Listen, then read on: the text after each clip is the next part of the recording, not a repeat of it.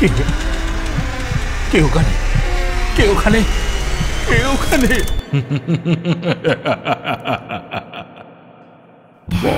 ভুতুরে, যেখানে জীবিত সব চরিত্র।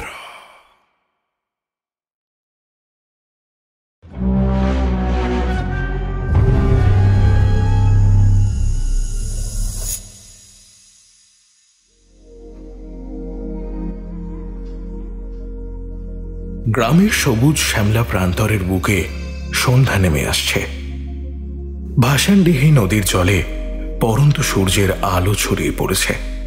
বড় মায়াবী লাগছে গ্রামখানি। গ্রামের পূর্বতন জমিদার শ্রী হরিনারায়ণ চন্দ্র মজুমদারের নামেই এই ছোট্ট গ্রামখানির নাম রাখা হয়েছে হরিনারায়ণপুর।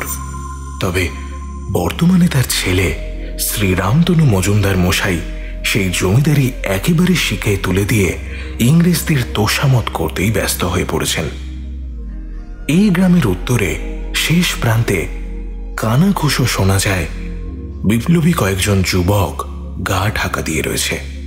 তবে সে যাই হোক, গ্রামে পরস্পরের মধ্যে ঝগড়া বিবাদের ঘটনা খুব একটা শোনা যায় না।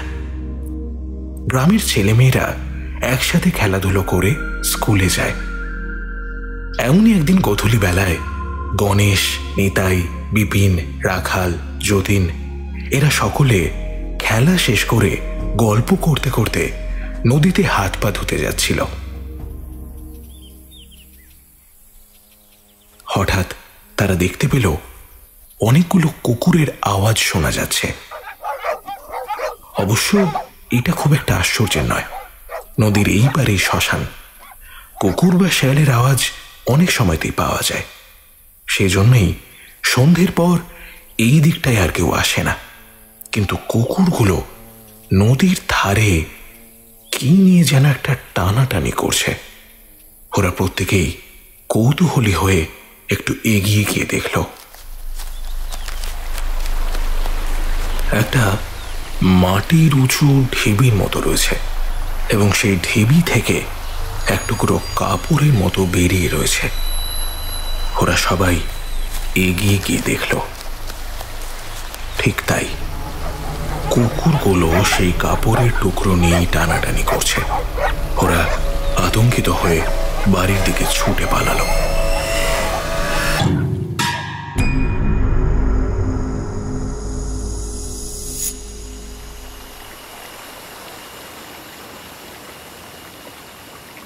কিছুক্ষণ পরেই খবর পেয়ে গ্রামের লোকেরা মশাল হাতে নদীর ধারে সেই জায়গায় এসে জমা হলো।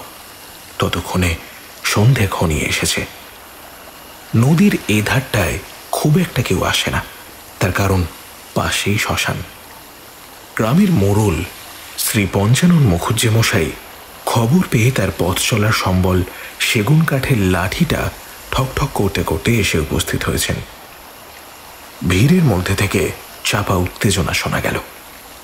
মোড়ল মশাই তার লাঠিখানি উঁচিয়ে ধরে বললেন, এই সর সর, দেখি বাবা, একটু সরে দাঁড়া, দেখি একটু কি কাণ্ডটা ঘটেছে। ভিড়ে জড়ো হওয়া লোকজন দুদিকে সরে গিয়ে মোড়ল মশাইকে রাস্তা করে দিল। এখনো মাটি ঘোড়া হয়নি? আগে না, আপনি না এলে কি করে কাজ করব? আচ্ছা বুঝেছি, নে নে মাটি ঘোর দেখি, দেখ কি ব্যাপার। শিবেন, বুপে, তোরাও চা বাবা, অন্ধকারে কিছু ঠাউর হচ্ছে না, একটু আলোটা উঁচিয়ে ধর দেখি।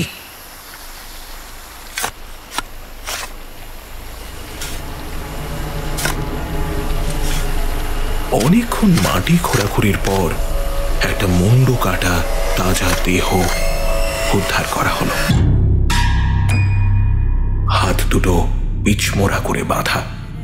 মুন্ডুটা কোথাও খুঁজে পাওয়া গেল না। আর সবচাইতে অদ্ভুত ব্যাপার, বুক, পেট সব জায়গাতেই কোনো ধারালো জিনিস দিয়ে সূক্ষ্মভাবে চিরে দেওয়া, আর দেহটা যেন কিছুক্ষণ আগেই পুঁতে দেওয়া হয়েছে। লোকটার সারা শরীরে তখনও তাজা রক্তের দাগ, পরনের ধুতি রক্তে লাল। ওরা দেহটা মাটির উপর রেখে হাতের বাঁধন খুলে দিল। মৃতদেহ দেখে সকলেই আঁতকে উঠল। ইস, এভাবে মেরেছে? হ্যাঁ রে চিত্ত, মানুষ এত নিষ্ঠুরভাবে কাউকে মারতে পারে? একবারও হাত কাঁপলো না? সত্যি রে, কিন্তু মন্টুটা কোথায় গেল বলতো? এ গ্রামে ছোট বড় যে কোনো ঘটনার সমাধান মুখুজ্জমশাই নিজেই করে থাকেন। এখনো পর্যন্ত এই গ্রামে কখনো পুলিশ আসেনি। গ্রামের ক্ষয়িষ্ণু জমিদার রামতনু মজুমদার মশাই দিন রাত মদ আর নারী সঙ্গতেই ডুবে থাকেন। তাই জন্যই গ্রামের নীতি পুলিশ বা সর্বসেবা এখন এই একজনই, এই মোড়ল মশাই। মোড়ল মশাই মৃতদেহটির দিকে তাকিয়ে মুখ ফিরিয়ে নিয়ে বললেন, হাত পাগুলো যেন মনে হচ্ছে শান দেওয়া ছুরি দিয়ে ছিঁড়ে দিয়েছে। এই দৃশ্য তোরা কি করেছে দাঁড়িয়ে দাঁড়িয়ে দেখছিস বাবু, বুঝতে পারি না। আমার যে গা গুলিয়ে উঠছে। ও বাবা সত্যচরণ, ওরে সতু, একবার এদিকে আয় দেখি বাপ। সতু ওই ভিড়ের মধ্যেই ছিল। সে এগিয়ে এলো, বলল, কি বলছো মোড়ল জ্যাঠা?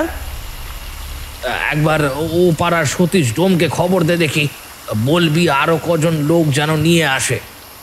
এই কাটা ছেঁড়া দেহটা এখানে কতক্ষণ রাখা যাবে? শিয়াল কুকুরে ছিঁড়ে খাবে যে, এতক্ষণেও যে খায়নি সেই আমাদের 14 পুরুষের ভাগ্যি। সতু অর্থাৎ সত্যচরণ তৎক্ষণাৎ ছুটল ডোমকে খবর দিতে। শ্রী পঞ্চানন মুখুজ্জে এবার ভিড়ে থাকা জনতার উদ্দেশ্যে বললেন, কাদের ছেলে জানা গেছে কিছু? এই গায়ের বটে নাকি ভিন গায়ের? জানি না তো জ্যাঠামশাই, মুন্ডুটা তো নেই, কেমন করে বুঝবো? লোকটার হাতে একটা কাগজ রয়েছে বলে মনে হচ্ছে।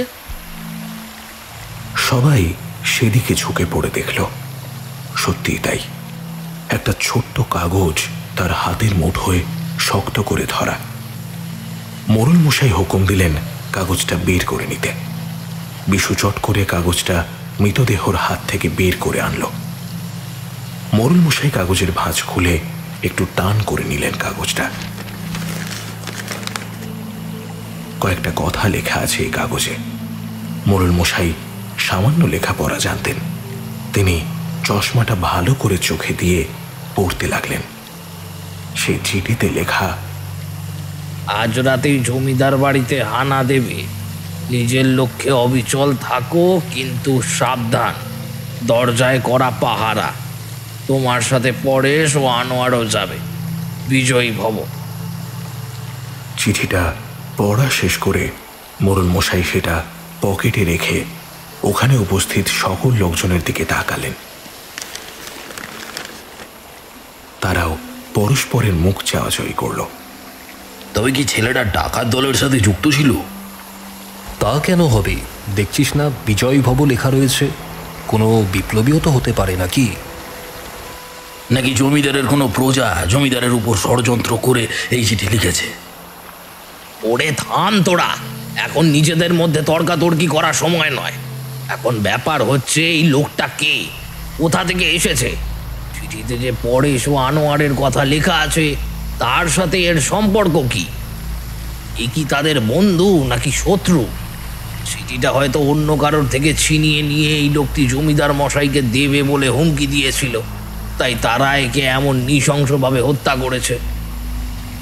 কতকটা বিজ্ঞ গোছের মানুষ হরিবল্লভ বটব্যাল মশাই খানিকটা নস্যি নাকে টেনে নিয়ে তারপরে বললেন,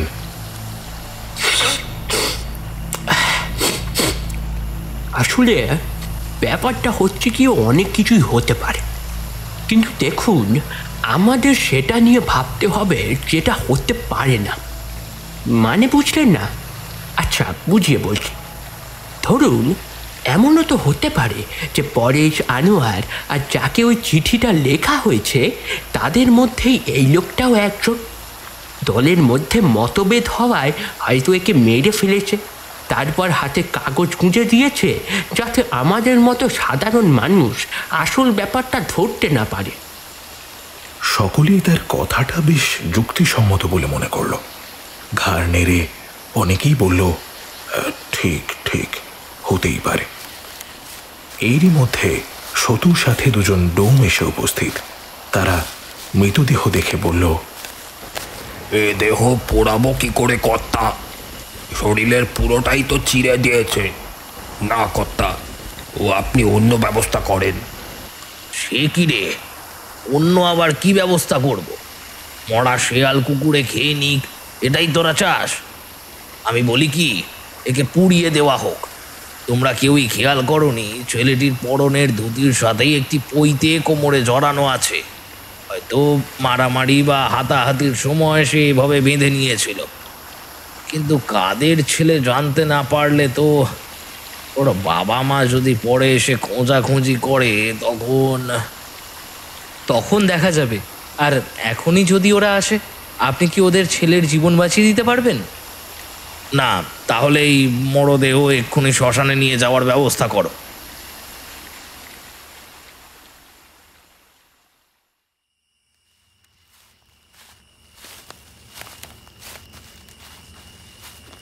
সকলেই কথা বলতে বলতে গ্রামের পথ ধরে চলল। বিপিন, গোপী, সতীশ আর মধু মরা কাঁধে নিয়ে চলেছিল। পিছনে বাকি সকলে নানান রকম আলোচনা করতে করতে তাদেরই মধ্যে দুজন মশাল কাঁধে নিয়ে সামনের পথ দেখিয়ে চলছিল। শ্মশানের কাছাকাছি আসতেই হঠাৎই তারা দেখতে পেল মধু মরাটা কাঁধ থেকে নামিয়ে দিয়েছে। কি হলো তোর? মরা নামালি কেন? মশালের আলোয় দেখা গেল মধু তার পরনের জামাটা খুলে খালি গায়ে দাঁড়িয়েছে। সে গায়ে দেখা গেল বিন্দু বিন্দু রক্ত। সকলে স্তম্ভিত। এই দৃশ্য দেখে তারা পাথরের মতো দাঁড়িয়ে রইল। রক্তের ধারা নেমে আসছে মধুর গলা থেকে। মধুর সমস্ত শরীর ধীরে ধীরে কে যেন তাদের অলক্ষ্যেই চিরে দিচ্ছে। মধু চিৎকার করতে করতে মাটিতে লুটিয়ে পড়ল। তার হাতে পায়েও সেই চির খাওয়ার দাগ স্পষ্ট। মুহূর্তের মধ্যে সেই জায়গা রক্তে ভেসে গেল। যন্ত্রণায় গগনভেদী আর্তনাদ করে উঠল মধু।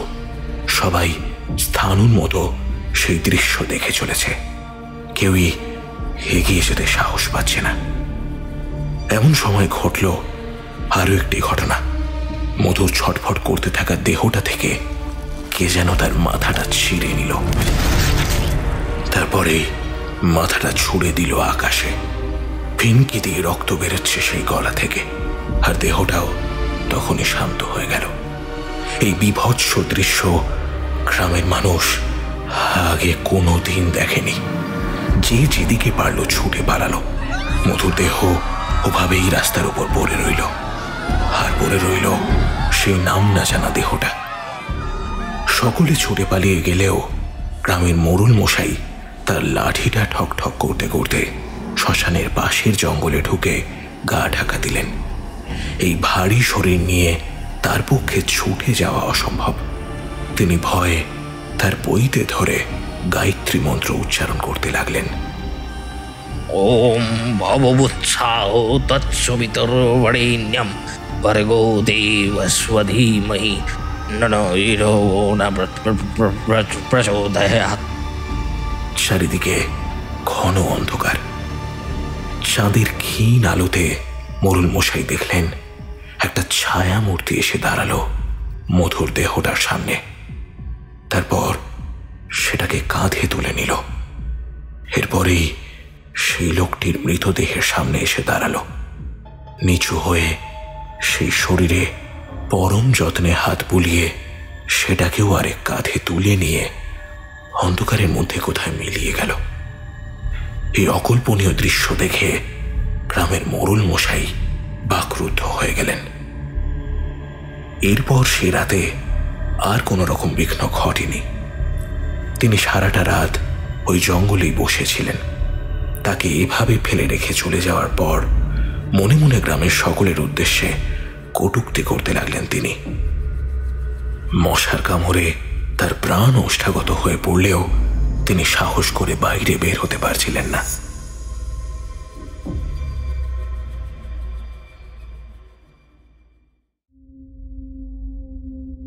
সকালবেলা কয়েকজন লোক নদীর দিকে আসছিল। মোড়ল মশাই কোনো রকমে তাদেরকে ডাক দিলেন। তারা ছুটে এসে মোড়ল মশাইকে নিয়ে গেল। গ্রামের মধ্যে কাল থেকেই আতঙ্ক ছড়িয়ে পড়েছে। সকলেই তাদের ছেলে মেয়েদের ঘরে বন্দি করে রেখেছেন। মধুর সাথে কাল যা হয়েছে প্রায় সকলেই তার সাক্ষী। তাদের সাথেও যে এমন ঘটনা ঘটবে না এ কথাই বা কে বলতে পারে। জমিদারের কানে খবর যেতেই তিনি গ্রামবাসীদের ডেকে পাঠালেন। সমস্ত ঘটনাটাই শুনলেন।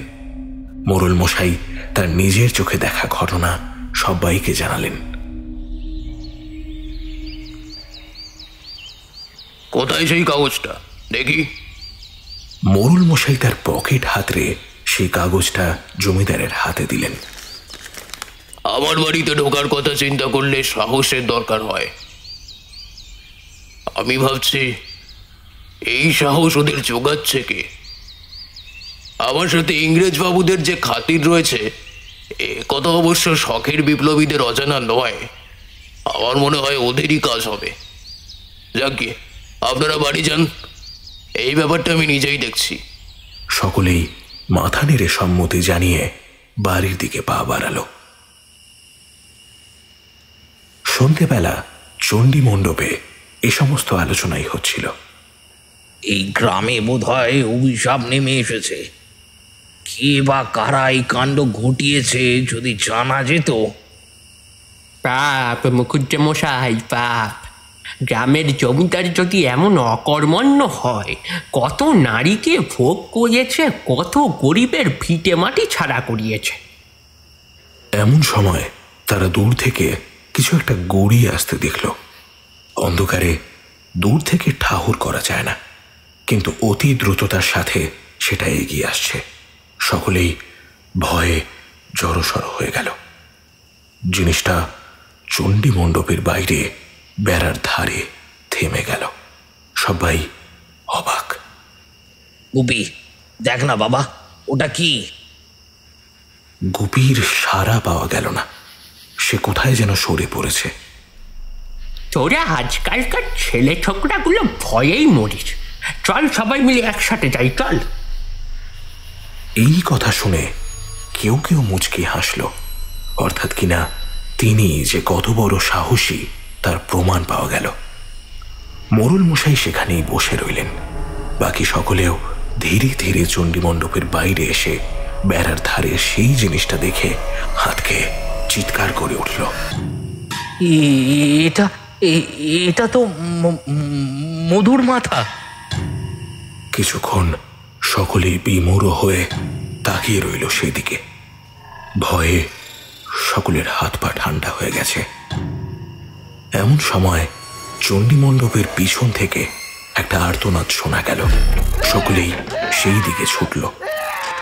আর্তনাদ যে দিক থেকে আসছিল সেই দিক অনুসরণ করে তারা সেখানে পৌঁছে দেখল কেউ কোথাও নেই। হঠাৎই সুবোধ চিৎকার করে বলল, রক্ত, রক্ত এখানে! এরপরই সকলেই লক্ষ্য করল ফোঁটা ফোঁটা রক্ত মাটিতে পড়তে শুরু করেছে। ভয়ে ভয়ে তারা উপরে তাকিয়ে দেখল সামনে দাঁড়িয়ে থাকা গাছটার উপর থেকে রক্তের ফোঁটা ঝরে পড়ছে। বিশাল বড় বট গাছটার নিচে এসে সকলে জমা হলো। মাটি থেকে অনেকটা উপরে গাছের ডালে গুপির দেহটা উল্টো করে ঝোলানো। তার হাত দুটো পিছনে পিছ মোড়া করে বাঁধা। পায়ের মাংসপেশিগুলো থেকে কেউ যেন খুবলে খুবলে মাংস তুলে নিয়েছে। সকলেই এই বিভৎস দৃশ্য দেখে ভয়ে চোখ বন্ধ করে নিল।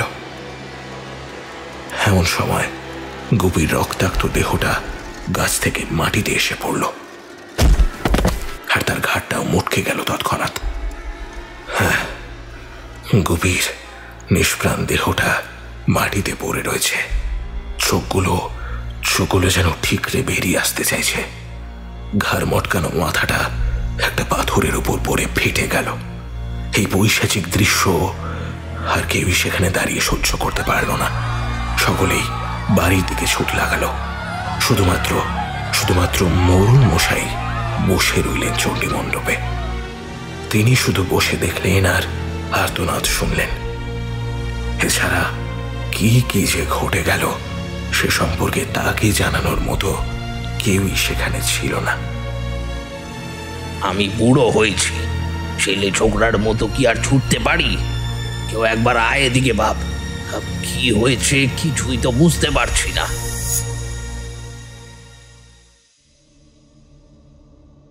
গ্রামের মধ্যে যেন তাণ্ডব শুরু হয়ে গেছে। রাতের বেলা কেউই আর ঘর থেকে বেরোতে সাহস পাচ্ছে না। কিন্তু এভাবে কতদিনই বা চলবে? ছেলেমেয়েরা ঘরে ভয়ে সিটিয়ে থাকে। সেদিন দুলেপাড়ার হারু দুলের বউটা সন্ধে হতেই পুকুর ঘাটে গিয়েছিল। তারপরে সে আর বাড়ি ফিরছে না দেখে হারু আর তার ছেলেমেয়েরা খুঁজতে বের হয়। পুকুর ঘাটে যখন তারা পৌঁছালো তখন দেখলো বাসনপত্র সব ছড়িয়ে ছিটিয়ে রয়েছে, অথচ কোনো মানুষের দেখা নেই। হঠাৎ জলের ভেতর থেকে বুশ করে একটা শব্দ উঠল। চাঁদের আলোয় দেখা গেল গাছের শিকড়ের মতো চুল ছড়িয়ে যাচ্ছে জলের ওপর। হারুর বড় মেয়ে লণ্ঠন নিয়ে এসেছিল। সে বলল, বাবা একটু একটু এগিয়ে চলো, দেখি। না, তোরা এখানেই থাক, আমি এগিয়ে গিয়ে দেখছি। হারু বাগদি লণ্ঠনটা এগিয়ে নিয়ে জলের কাছে যেতেই দেখতে পেল পুকুরের উপরে একটা মাথা। তার চুল যেন জালের মতো ছড়িয়ে রয়েছে পুকুরের ওপর। আতঙ্কিত হয়ে সে তাড়াতাড়ি পিছনে ফিরে ছুটতে যাবে, এমন সময় কিসে যেন তার পাটা জড়িয়ে ধরল। আস্তে আস্তে তাকেও টেনে নিয়ে গেল জলের অতল তলে। আবারও হুশ করে একটা শব্দ উঠল। তারপরেই সব শান্ত, সব চুপচাপ। তার গলা দিয়ে আর এতটুকু আওয়াজও বের হলো না। সে আকাশের দিকে দুহাত তুলে কারো কাছে আকুল আরতি জানানোর চেষ্টা করেছিল মাত্র। দূরে ছেলেমেয়েরা দাঁড়িয়ে বাবার সেই আর্তনাদটুকু পর্যন্ত শুনতে পেল না।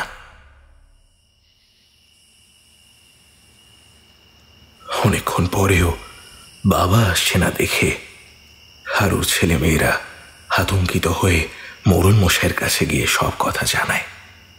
কি যে সব ঘটে চলেছে বুঝতে পারছি না। কাকে এখন ডাকি? সবাই তো ঘরে হুড়কো দিয়ে এঁটে বসে আছে। এই কচি কচি ছেলে মেয়েগুলোর জন্য কিছুই কি করতে পারবো না? একবার পাশের বাড়ির সতুকে ডাকি। সতুকে ডেকেও কোনো সাড়া পাওয়া গেল না। মোড়ল মশাই বিশেষ সাহস দেখাতে পারলেন না। গ্রামের বর্তমান পরিস্থিতি দিনের পর দিন খারাপ থেকে খারাপতর হয়ে চলেছে। আজ তোরা এখানেই থাক। গিন্নি, শুনছ? বাড়ির উঠোনে একখান মাদুর বিছিয়ে দাও দেখি, ওরা একটু শোবে। শুনছ? আর কোথায় গেলে? মরণ মিনসের কথা শুনলে গা জ্বলে যায়। দেশ শুধু লোকের ঠেকা নিয়ে রেখেছেন উনি। কার মা জলে ডুবলো, কার বাপ মলো, আমার হয়েছে যত জ্বালা। দিন দিন এসব বেড়েই চলেছে। এমন করে কথা বলো না গিন্নি। আজ ওদের বিপদ হয়েছে তাই সাহায্য চাইতে এসছে। কাল আমাদেরও বিপদ আসতে পারে, তখন হয়তো এই ছোট ছোট ছেলে মেয়েগুলোর কাছেই সাহায্য চাইতে হবে। বামন হয়ে ওই দুলেদের কাছে সাহায্য চাইতে যাওয়ার আগে যেন আমার মরণ হয়। এরপর দূরদার করে ঘরের বাইরে এসে একটা মাদুর উঠানে ছুড়ে দিলেন। এত অহংকার ভালো নয় গিন্নি। গ্রামে অভিশাপ নেমে এসেছে। এই সময় আমাদের সকলকে একসাথে হতে হবে। বাবা, তোরা আজ এখানে শুয়ে পড়, ভয় পাস না। কাল সকালেই আমি ব্যাপারটা দেখব।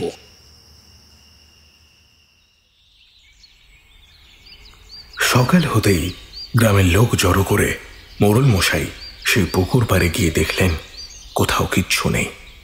জল তোলপাড় করে খোঁজাখুঁজি চলল, কিন্তু তাতেও কিছুই পাওয়া গেল না। তবে জলে পাওয়া না গেলেও অন্য জায়গায় পাওয়া গেল ঠিকই। গ্রামের চাষিরা ভাসানডিহি নদীর ধারের জঙ্গল দিয়ে যখন ক্ষেতির কাজে যাচ্ছিল তখন তারা দেখতে পেল সারা রাস্তায় ছড়িয়ে ছিটিয়ে পড়ে রয়েছে কাঁচা কাঁচা মাংস। শেয়াল কুকুরে অনেক সময় শ্মশান থেকে সৎকার করা হয়নি এমন দেহ টেনে নিয়ে আসতে পারে ভেবে তারা ভয়ে ভয়ে পাশ কাটিয়ে এগিয়ে যেতেই খানিকটা দূরে গিয়ে একেবারে পাথরের মতো দাঁড়িয়ে পড়ল। তারা দেখতে পেল সামনের খেজুর গাছের মাথায় হাঁড়ি বাঁধা রয়েছে, কিন্তু এখন তো শীতের সময় নয়। ব্যাপারটা নজরে পড়তেই ওদের মধ্যেই বিশু বলে উঠল, ওটা কি? সবাই সেই দিকে ভালো করে তাকিয়ে দেখল।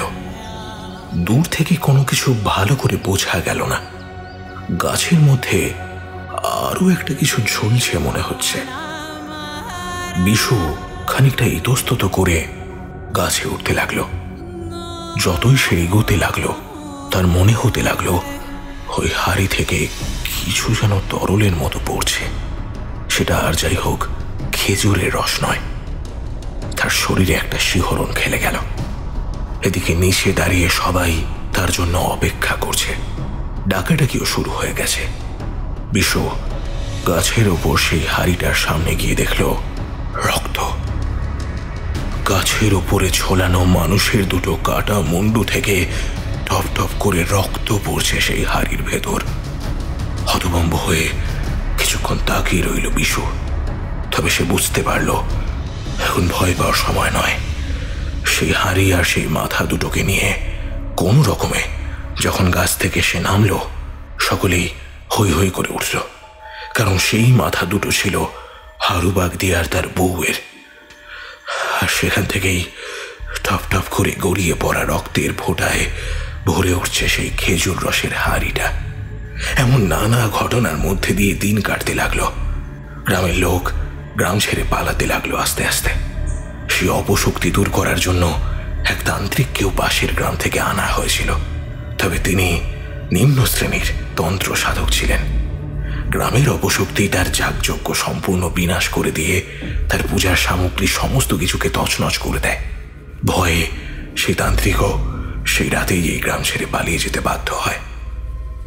এত অশান্তির মধ্যেও একটা সুখবর শোনা গেল। জমিদার বাড়িতে নতুন অতিথির আগমন হতে চলেছে। আর মাত্র কয়েকদিন পরেই অমাবস্যা। সেই দিনই বিধিমতো গ্রামের কালী মন্দিরে এই উপলক্ষে পুজো দেবেন জমিদার মশাই। কিন্তু ইতিমধ্যেই জমিদার বাড়িতে একটা শোরগোল পড়ে গেল। কালী মন্দিরের খাড়াটা পাওয়া যাচ্ছে না। এদিকে সামনেই অমাবস্যা। কুলপুরোহিত বিধান দিয়েছেন পূজার অন্যান্য আচারাদি সহ সেদিন অন্তত 2টো ছাগ শিশু বলি দিতেই হবে।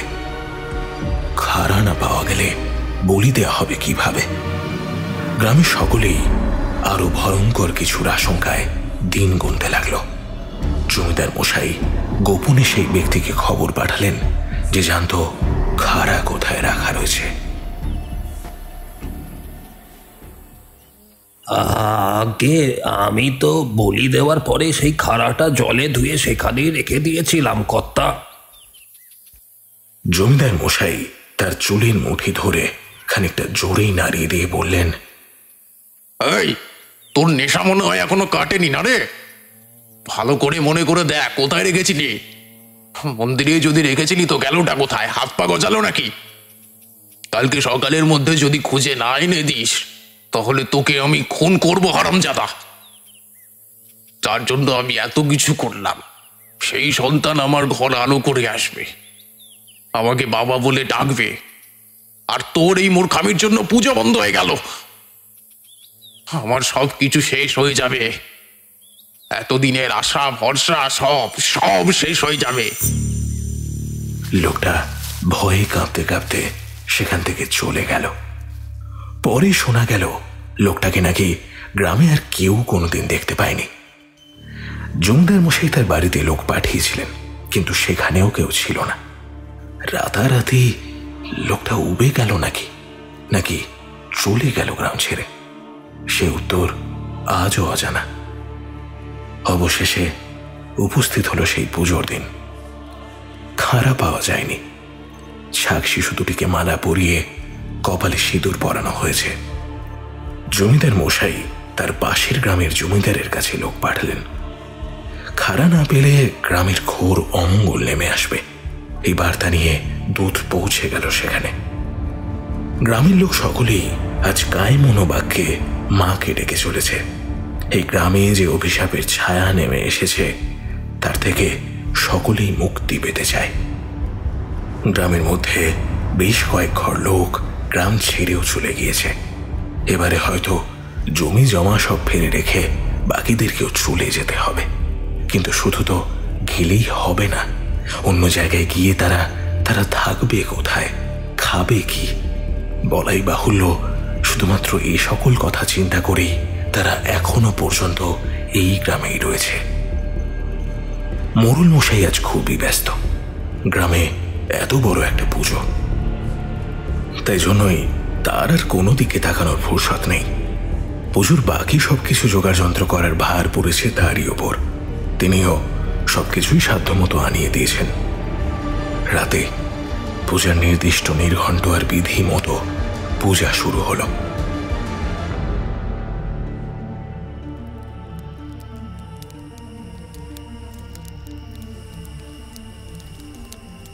যজ্ঞ এবং বলি এই দুই পূজার প্রধান অঙ্গ।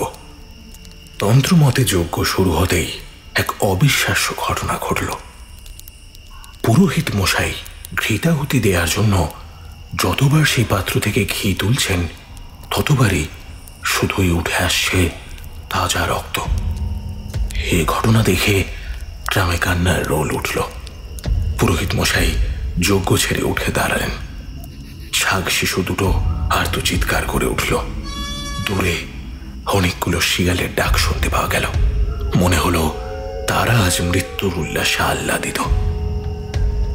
আজ মৃত্যু নিশ্চিত, এই গ্রাম ধ্বংস হয়ে যাবে।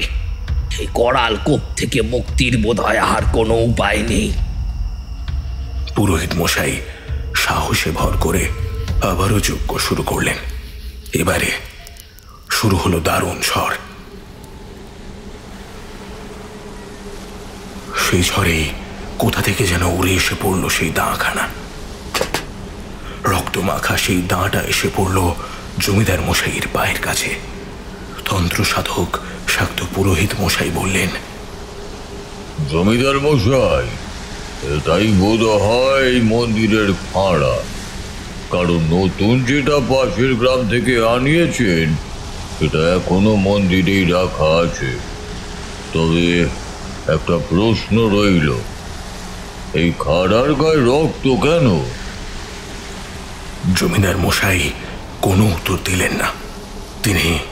তিনি কেবলমাত্র ভয়ে কাঁপতে লাগলেন আর হাত জোর করে কপালে ঠেকিয়ে প্রণাম করতে লাগলেন। পুরোহিত মশাই সেই খাড়াটা হাতে তুলে নিতেই সমস্ত ঝড় হঠাৎ করে থেমে গেল। তিনি সেই খাড়াটি মা কালীর পায়ে সমর্পণ করলেন। এরপর কিছু একটা আঁচ করে তিনি মন্দিরের চাতাল থেকে নেমে বাইরে এসে দাঁড়ালেন। তিনি দেখলেন দুটি রক্ত মাখা পায়ের ছাপ একটু একটু করে এগিয়ে চলেছে। গ্রামের সকলেই বিস্ফারিত চোখে সেই দৃশ্য দেখতে লাগলো। সেই পায়ের ছাপ একটা ঘন জঙ্গলের ভেতরে একটা মাটির ঢিবির কাছে এসে থেমে গেল। পুরোহিত মশাই সেই ঢিবি খোঁড়ার আদেশ দিলেন। মাটি খুঁড়ে দেখা গেল সেখানে রয়েছে একটা মাটির হাড়ি, তার গায়ে সিঁদুর লাগানো। সেই হাড়িটা বের করে নিয়ে আসা হলো বাইরে। হাড়িটা খুলতেই বেরিয়ে পড়ল একটা মানুষের মাথার খুলি। পুরোহিত মশাই খানিকটা আন্দাজ করতে পেরেছিলেন জমিদার বাড়িতে আজ প্রায় 12 বছর সন্তান না হওয়ায় জমিদার মশাই নিজেই নানান উপায় অবলম্বন করেছেন। এটা হয়তো তারই মধ্যে একটা। এ সমস্ত ঘটনা দেখার জন্য গ্রামের আর সকলের সাথে জমিদার মশাইও এসেছিলেন। পুরোহিত মশাই খানিকটা বুদ্ধি করেই জমিদার মশাইকে বললেন, পুজো তো বন্ধ হয়ে গিয়েছে জমিদার মশাই, বিপর্যয় নিশ্চিত। তবে একটা উপায় আছে। আমার ধারণায় গ্রামে একটি নরবলি দেওয়া হয়েছে, তাও খুব বেশি দিন আগে নয়, এই গত অমাবস্যাতেই। তারপর থেকেই গ্রামে উৎপাত শুরু হয়েছে। কে বা কারা এই কাণ্ড ঘটিয়েছে তা আমি জানি না, তবে তারা যদি এখনই ভগবানের সম্মুখে নিজেদের পাপ স্বীকার করেন, তাহলে হয়তো আমরা দেবীর কৃপায় এই করাল কোপ থেকে মুক্তি পেতে পারবো। আমি আমি সেই পাতক, আমি। সকলে জমিদার মশাইয়ের দিকে তাকিয়ে রইল। হ্যাঁ, আমি এই গ্রামের জমিদার। আমার পূর্বপুরুষেরা বিরতিক্রমে জমিদারি রক্ষা করেছেন, আর আমি ক্ষয় হতে হতে একেবারে শেষ পর্যায়ে এসে ঠেকেছি। সন্তানহীন, সহায়হীন হয়ে আমি এক সাধু বাবার সান্নিধ্যে এসেছিলাম। তিনি আমাকে বিধান দেন, সন্তান ও সমস্ত সুখ স্বাচ্ছন্দ্য ফিরে পাওয়ার জন্য আমাকে একটা নরবলি দিতে হবে। যে মানুষের বলি দেওয়া হলো, তার আত্মার প্রবেশ ঘটবে একটি নবজাত শিশুর শরীরে, আর সেই শিশুই হবে আমার বংশের সন্তান। কিন্তু সেই বলি হওয়া মাথাটি একটি মাটির হাঁড়িতে রেখে সেই হাঁড়ির গায়ে সিঁদুর লাগিয়ে 1 বছর কাল রেখে দিতে হবে মাটির তলায়। তবেই এই বলি সার্থক হয়ে ফললাভ হবে। আর সেই রক্ত একটি তাম্বুল পাত্রে রেখে মায়ের কাছে নিবেদন করতে হবে। কিন্তু এই কাজ কেউ সমর্থন করবে না বা নিজে থেকে এসে বলি হতে চাইবে না। আমি একটা ছেলেকে চিনতাম, সে আমাকে খুব ভালোবাসতো। সংসারে তার কেউ ছিল না, সম্প্রতি বিপ্লবী দলে যোগদান করেছে। শিরায় শিরায় রক্ত যেন টগবগ করে ফুটছে। ইংরেজ সৈনিকদের অত্যাচারের বিরুদ্ধে লড়াই করাই ছিল তার একমাত্র ব্রত। আমি তাকে আমার বাড়িতে আশ্রয় দিয়েছিলাম। এরপর কথায় কথায় তার কুল, শীল, মান, বংশ পরিচয় সবই জানলাম। আমার মনের মধ্যে যে আলোড়ন সৃষ্টি হয়েছিল, এবার যেন তা দিশা পেল। মনে মনে স্থির করলাম, এই সেই ব্যক্তি যাকে আমার একান্ত প্রয়োজন। ছলে বলে কৌশলে তাকে আমার বাড়িতেই রেখে দিলাম। তাকে বিপ্লবীদের নানান বীর কথা শুনিয়ে এমন মুগ্ধ করে দিয়েছিলাম যে সে এখানেই থেকে গেল। অথচ ঘুণাক্ষরেও টের পেল না আমার সাথে গোড়া সৈনিকদের মিত্রতা রয়েছে। ওকে আমি আমার স্বার্থ চরিতার্থ করার জন্যই প্রতিপালন করছিলাম। বেচারা আমাকে বিশ্বাস করে বেঘরে প্রাণটা দিল।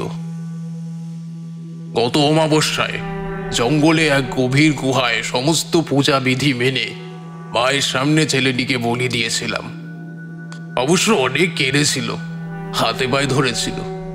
অল্প বয়স, তাই ছটফটানি বেশি। তাই তার হাতে দড়ি বেঁধে দেওয়া হলো। হাঁটুতে লাঠির ঘা মারতেই বসে পড়ল মাটিতে। হাঁড়ি কাটে মাথাটা চেপে ধরল জল্লাদ। আমি চিৎকার করে বলেছিলাম, তোর এই বলিদান মিথ্যে যাবে না। মনে কর, তোর এই প্রাণটা দেশ মাতাকে সমর্পণ করছিস মা। উত্তরে সে থুতু ছুঁড়ে দিয়েছিল। মৃত্যু ভয় ভীত না হয়ে ছেলেটির এত বড় স্পর্ধা দেখে আমি জল্লাদকে হুকুম দিয়েছিলাম এক কোপে ছেলেটার মুন্ডু ধর থেকে আলাদা করে দেওয়ার জন্য। ছেলেটির চোখ থেকে অঝরে জল পড়ছিল, তবে একটি শব্দ সে আর করেনি। রক্ত ছিটকে গিয়ে পড়ল মায়ের চরণে। সে এক পৈশাচিক দৃশ্য। এরপর সেই মৃতদেহ নদীর ধারে পুঁতে দেওয়া হয়। অবশ্য আমি জানতাম এই দেহ নিয়ে বিতর্ক সৃষ্টি হতে পারে, তাই সবাইকে বিভ্রান্ত করার জন্য তার হাতে কাগজ গুঁজে দিয়েছিলাম। কাগজ কাগজ। জমিদারের কথা শেষ হতেই এক হৃদয় বিতারক ঘটনা ঘটে গেল সকলের চোখের সামনে। জমিদার রামতনু মজুমদার কথা শেষ করে হঠাৎ করে খুব হাসতে লাগলেন। হাসতে হাসতেই 2 হাতের নখ দিয়ে নিজের শরীরে আঁচড় কাটতে লাগলেন। সূক্ষ্ম সূক্ষ্ম চিরে যাওয়া মাংসের ভিতর থেকে রক্তের ধারা বইতে লাগলো। গ্রামের সকলে এই দৃশ্য দেখে স্তম্ভিত। জমিদার মশাই ধীরে ধীরে উঠলেন। তার সারা শরীর দিয়ে রক্ত গড়িয়ে পড়ছে, অথচ হাসতে হাসতে তিনি এগিয়ে চলেছেন মা কালীর দিকে। মায়ের পায়ের কাছে পড়ে আছে সেই বলির খাড়া। হাসতে হাসতেই সেটা তুলে নিলেন, সেই রক্ত মাখা খাড়াটা। সকলে সকলে বিস্ফারিত চোখে তাকিয়ে দেখছে এই মর্মান্তিক দৃশ্য। জমিদার মশাইয়ের সারা শরীরে আঁচড়ের দাগ, সেখান থেকে গড়িয়ে পড়ছে রক্তের অজস্র ধারা। আর এরপরেই যা ঘটল তা ভাষায় বর্ণনা করা সম্ভব নয়। সেই রক্ত মাখা খাড়াটা হাতে নিয়ে জমিদার মশাই মা কালীর মুখের দিকে তাকালেন।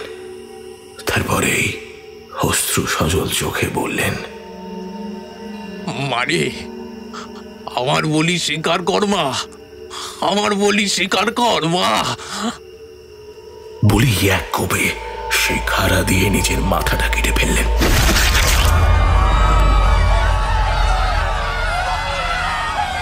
রক্ত ছিটকে গিয়ে পড়ল মায়ের চরণে। গ্রামের মানুষ আতঙ্কে চিৎকার করে উঠল। সকলে এদিক ওদিক ছুটে পালাতে লাগলো। শুধুমাত্র পুরোহিত মশাই হাত জোর করে বললেন, এই গ্রাম আজ অভিশাপ মুক্ত হলো মা, অভিশাপ মুক্ত হলো।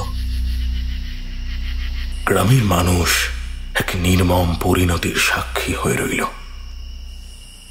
এই ঘটনা এখনো হরিনারায়ণপুরের আনাচে কানাচে কান পাতলেই শোনা যায়। যদি বিশ্বাস না হয়, একবার গিয়ে সেই গ্রামের পুরনো মানুষদের সাথে দেখা করে আসুন।